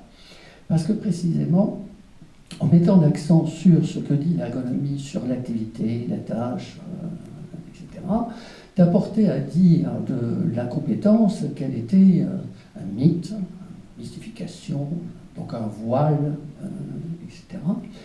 Or, je ne peux pas développer, mais pour moi, la compétence fait partie d'un vocabulaire, hein, fait partie d'un langage qui se donne pour neutre et universel. Je crois que ça c'est un élément tout à fait essentiel du management, c'est écraser la contradiction. Je crois que ça, et ça produit un effet sur le travail. C'est-à-dire que ce n'est pas quelque chose qui voile simplement l'activité, ça produit un effet sur le travail. Alors Olivier a largement développé, c'est pas la peine que j'en parle. Donc, mettre l'accent sur la dimension de neutralité, d'universalité de ce langage qui fait qu'on en parle maintenant même à la maison. Hein. On en parle partout. Hein. Bon. Alors, pourquoi je dis ça? C'est parce que ça renvoie à une pragmatique. Hein, c'est-à-dire, il n'y a plus besoin maintenant de faire référence à des idéologies, de faire référence à la dimension politique, etc. Nous sommes tous dans le même bateau, enfin, engagés dans la même chose, et donc on tient le même discours. Compétence fait partie de ce discours. Alors pourquoi ça m'intéresse? Parce que moi, ce qui m'intéresse, c'est le travail, c'est pas de faire une critique de ce langage. Ça m'intéresse parce que ça va écraser les points de vue. Hein. Les points de vue ne peuvent plus se dégager sur le travail. Si vous avez un langage universel, ça veut dire que le prisme à travers lequel vous voyez le travail, hein, ça doit être le même pour la hiérarchie, pour le manager, pour le salarié. Et alors, les différences vont se donner à voir en termes d'opinion, de point de vue au sens faible, hein, personnel, etc., mais pas de point de vue sur le travail. Hein. Alors, il ne s'agit pas de dire que tout le monde dit la même chose, c'est pas ça que je dis. Hein. Je suis en train de dire qu'on va dire des choses sur le travail, mais ça n'a rien à voir avec ce que, justement, en ergonomie, hein, chez nous, à Paris, on appelle point de vue. Hein, point de vue. Ça me permet d'ajouter quelque chose sur la question de l'espace. Tu as dit que l'espace, peu importe, etc. Non, le fait d'avoir une certaine conception de l'espace, c'est l'expression d'un point de vue. Et le salarié, par rapport à ce qui est exprimé comme point de vue dans la confection de l'espace, peut développer son propre point de vue. On ne peut pas dire que peu importe, etc. Je comprends bien ce qui est dit, hein, mais en même temps, il faut bien savoir, c'est pour ça que Zarifian a raison en faisant référence à l'organisation taylorienne, parce que là, les choses étaient délimitées, les lignes, etc. Parce que les points de vue pouvaient être dégagés, hein, de la hiérarchie, et donc celui des salariés pouvait dégager aussi. Enfin bref, c'est la question du point de vue. Et alors, toujours dans le sens, mais là je finis vite, dans le sens de il faut avoir un regard distancié par rapport à l'ergonomie aussi, ça t'a fait dire qu'il y aurait un point de vue sur le travail et un point de vue sur l'emploi. Hein? Alors, quand on dit ça, on a toujours tout juste. Hein? Je veux dire, ça, ils ont tort, ils sont sur l'emploi, nous on a raison, on est sur le travail. Si c'était comme ça, bon, hein, ça baignerait. Mais je ne crois pas, justement. La dimension de la neutralité, de l'universalité, du pragmatisme qui est relié à la compétence fait que ça produit un effet sur le travail qu'on est devant deux conceptions de travail. On est devant deux modalités de faire. On n'est pas juste dans la division entre emploi et travail. Hein. Nous sommes dans deux modalités. Ça produit un effet et ça... Bon, il faudrait envisager, hein, de voir les tensions dans le travail différemment, hein, selon que le management l'emporte ou selon que le point de vue de l'activité l'emporte.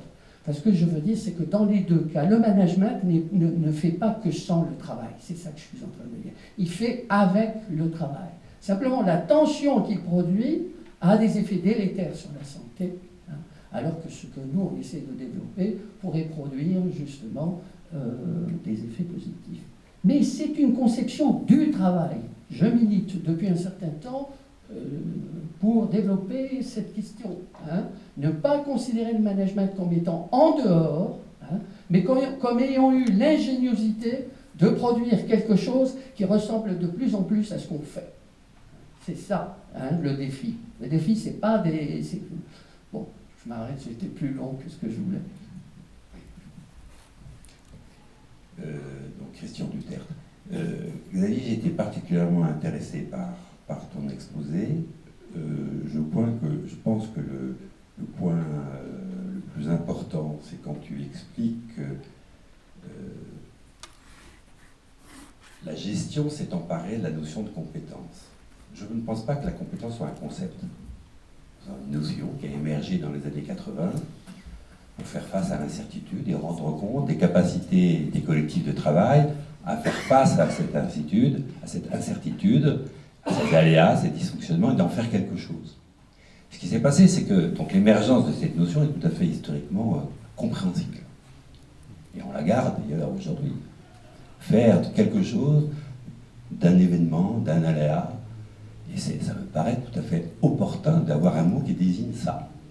Le problème, il n'est pas dans le mot compétence. Le problème, c'est l'approche par la gestion de la compétence. Il est là le problème. C'est l'approche gestionnaire de la compétence.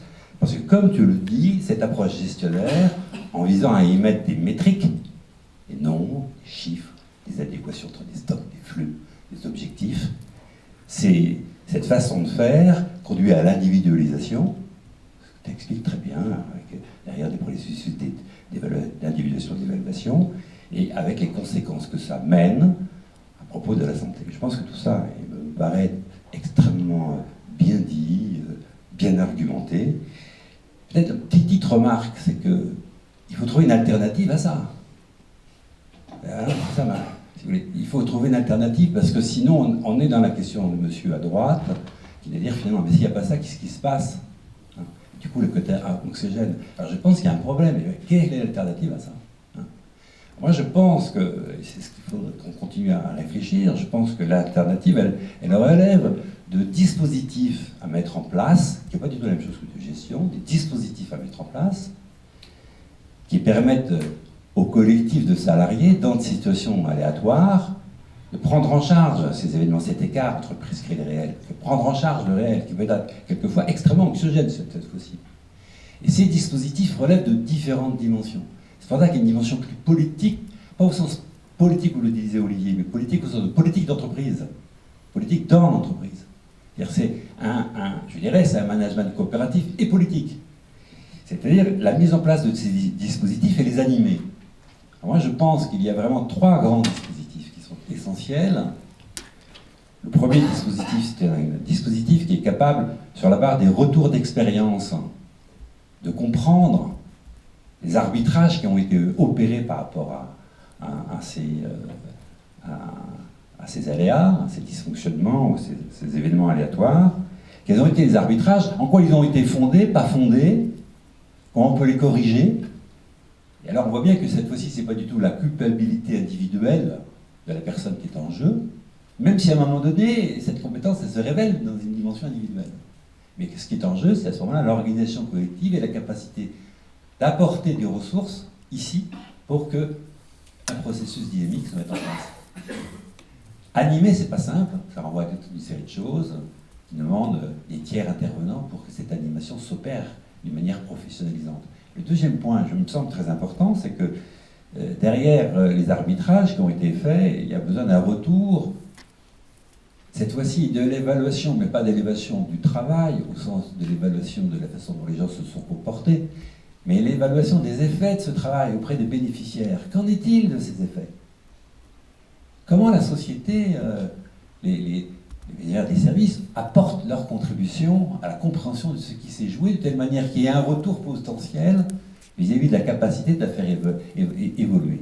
Alors, je m'arrête là, mais je pense que l'alternative, c'est la constitution de dispositifs, de la mise en place de dispositifs internes à l'entreprise, parfois internes-externes, parce qu'on a d'encourager le management à se déplacer d'une posture gestionnaire vers une posture politique, ici, coopérative, voilà, du management coopératif, c'est-à-dire de prendre conscience de l'importance de l'installation de ces dispositifs et de leur animation. Et ici, ce qui renvoie alors, c'est le déplacement du travail, cette fois-ci, des managers, avec un autre horizon qu'un horizon gestionnaire, enfin permettre aux managers de se dégager de cette impasse gestionnaire. Pour répondre rapidement, Olivier, oui, évidemment, les outils de gestion sont largement des croyances instrumentées. Si on croit que les gens sont vénaux et qu'ils courront vite si on leur donne de l'argent, alors on se dit que si on a un peu d'argent à leur donner pour les faire courir vite, c'est comme ça qu'on va les faire courir. Bon, si on croit que s'ils s'organisent ensemble, ils vont être plus réluctants que s'ils sont isolés, individualisés, alors effectivement on peut imaginer qu'il est intelligent de les individualiser. Oui, évidemment, le concept de compétence a pu être à un moment donné, clairement, un vecteur de lutte contre ce qu'un patronat, des employeurs ont identifié comme des rigidités, celles des classifs, qualifs, des collectifs, de modes de régulation collective.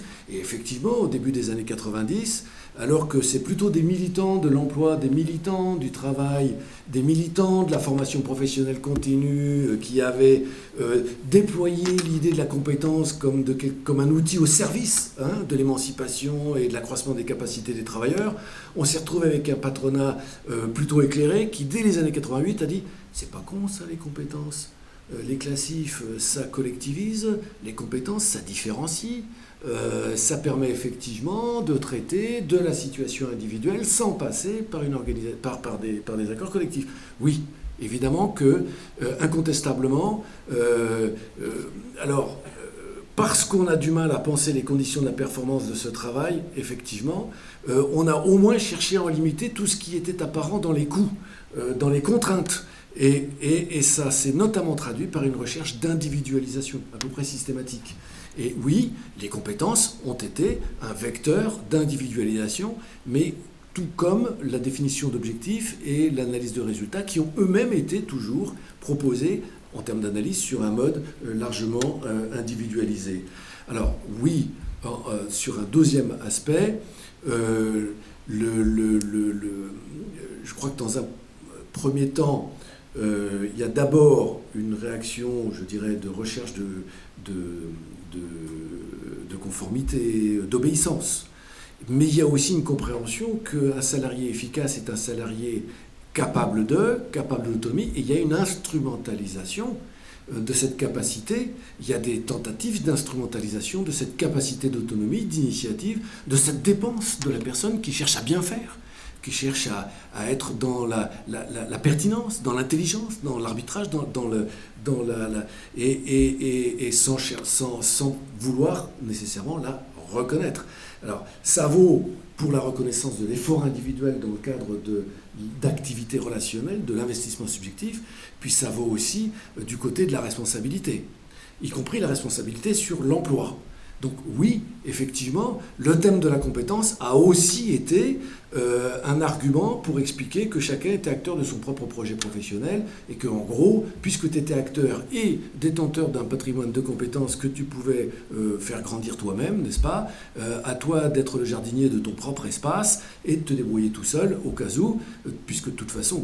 Alors, oui, mais...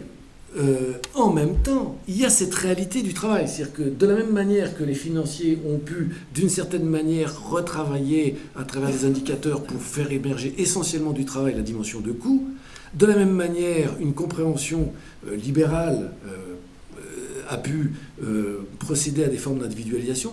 Ça ne fonctionne que parce que, à la base, ça ne fonctionne que parce que, sans doute, le ressort, le levier de la performance, de la création de valeur, de la capacité d'intervenir sur le réel, n'est plus dans les mêmes conditions antérieures.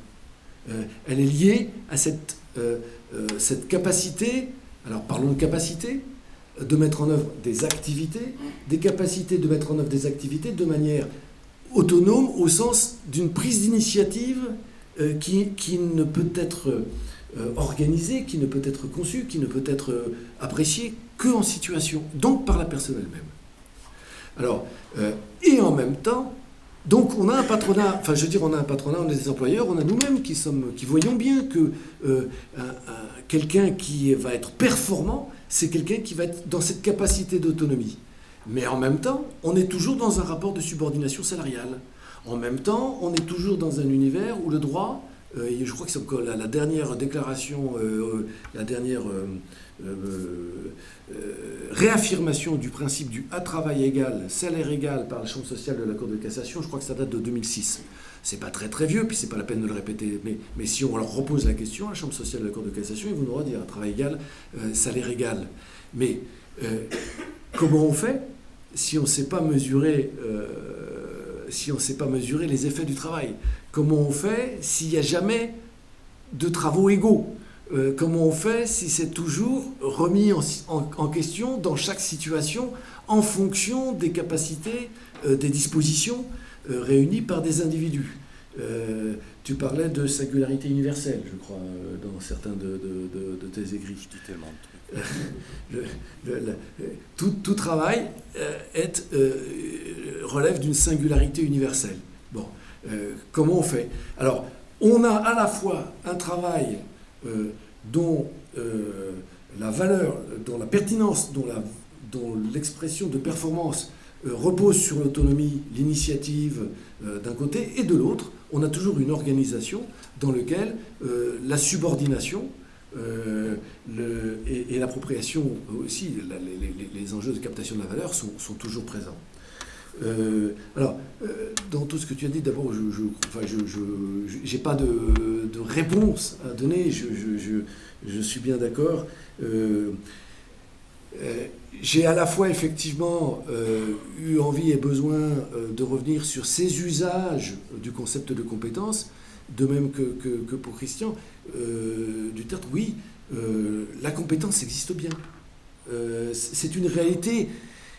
Alors pour le coup, pas au sens où effectivement l'ergonome le dirait, mais au sens où le sociologue le constate. C'est-à-dire que la compétence existe à partir du moment où on l'a construit socialement, à partir du moment où on a décidé que ça existait, à partir du moment où des dispositifs de reconnaissance, des dispositifs de qualification, des dialogues, des mots, des enjeux, des conversations font naître cette réalité de compétence, de la même manière qu'on pourra peut-être parler demain d'une économie numérique, comme on peut parler aujourd'hui aussi de valeurs immatérielles. C'est-à-dire qu'à partir du moment où on est dans la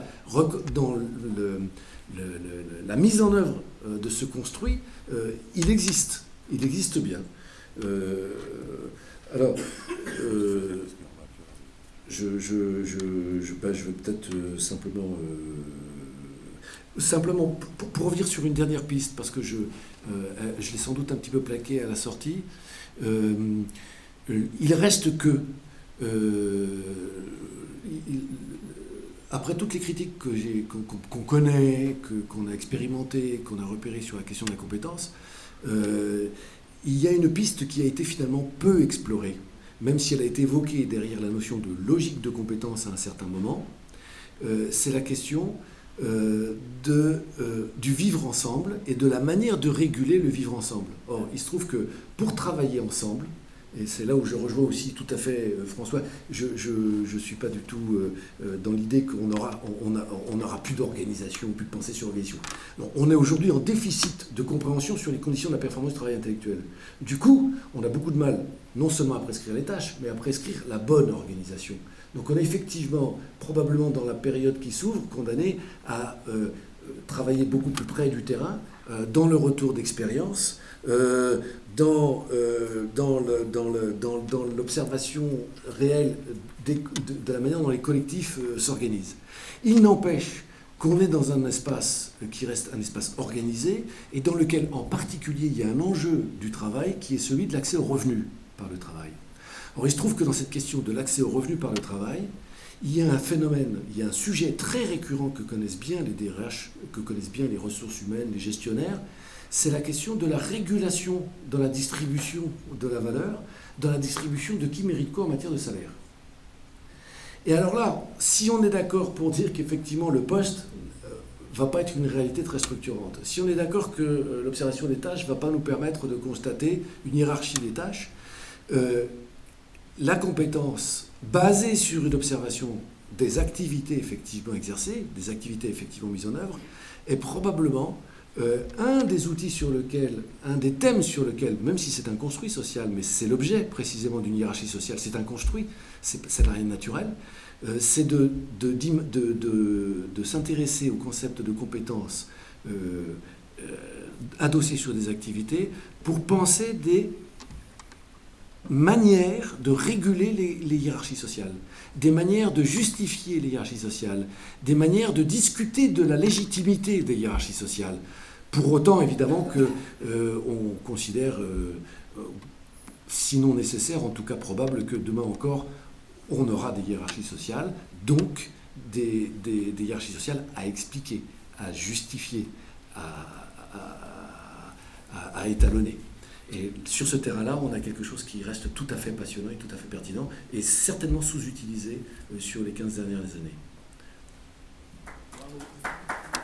Merci beaucoup.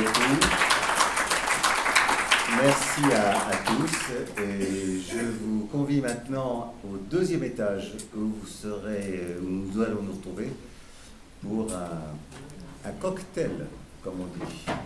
Merci. Nous nous retrouverons la prochaine fois, c'est le 12 juin, pour une prochaine conférence dans le même site. Merci.